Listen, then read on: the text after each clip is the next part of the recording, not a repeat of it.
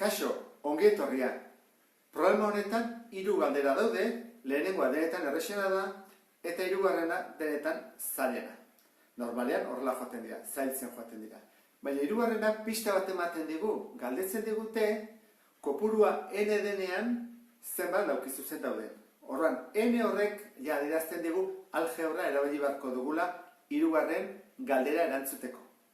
Lehenengoarentzat ez dugu beharko, inbarko du ondo kontatu eta lasai. Bigarrenerako algebra erabili daiteke edo ez. 3. dudai gabe erabili beharko dugu. Orduan, has gaitezen. Hemen zenbat daude? Zenbat laukizuzen? Bakarra, ez da? Hori, ez da dudarik. Hemen, ez dakit ondo kontatu dezute, daude txikiak, batekoak, 2 daude, baina beste bada handia. Orduan, guztira, 3. Hemen txikiak 3 daude, bikoak, 1 eta 2, ikusten duzuen bezala, eta handia, 3koa, 1. Hemen batekoak 4 daude, bikoak 1, 2, 3, 3koak horreaino 1 eta bukaeraino beste 2, eta 4koa 1. Bueno, orduan, hori da, 10, hau da 6, hemen 3, eta hemen 1. Orduan, segida bat egin daiteke. Orduan, jarriko dugu, erabiltzen bezala algebran, taula bat,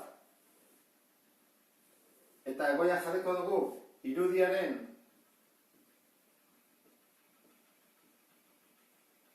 laukizuzenak, eta bestetik, laukizuzen, kopurua. Esan nahi dut. Honek esan nahi du, hemen, 1 dagoela, jarriko ditut horrela, 1, 2, 3, 4, 5, 6, 7, horrela jarriko dut. 1 dagoenean, zenbat laukizuzen daude? 1. Bikoa denean irudia, bikoa denean, 3koa denean, 4koa denean, 5koa, horrela ingo dugu. Bikoa denean, zenbat laukizuzen daude? 3. 3koa denean, zenbat daude? 6. 4koan, 10.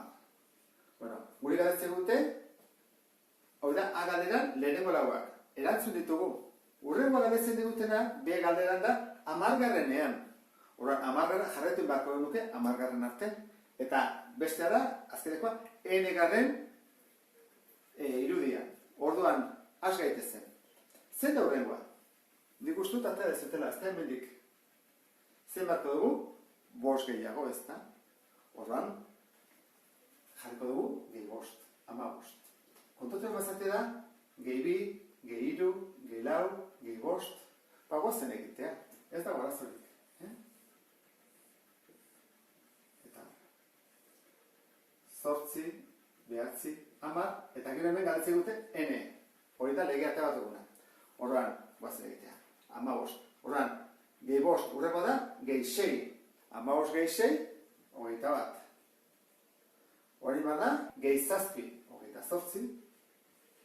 Gehi 8, 36. Gehi 9, 45. Gehi 10, 55. Orduan, B erantzun ere badugu. Orduan, jakin badugu, N, azkenekoa.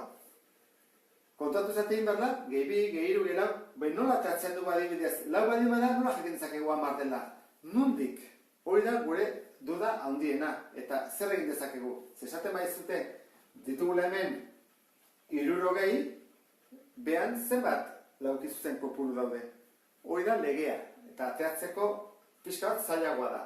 Nik emango zuet pixka bat asko pentsatu behar da. Argi dagona da biderketa baten emaitza dela. Edo karratu baten emaitza. Zer da progresio bat. Eta progresio aritmetiko bat da. Ez da geometrikoa. Geometrikoa ja komplikatu bai delako. Hori aurreago lantzen dena da. Baina hemen ata ezakegu aritmetikoa delako. Biderketa baten emaitza. Nik ez da kontatu zuten gauza horretaz. Behar dago baten bat kontatu da. 2 bider adibidez aurretzeko. 2 bider 3, iten du hurrengoaren bidertu. 2 bider 3, 6. Erdia, 3. Honen urrengoa, 3 bider 4, 12, erdia, 6.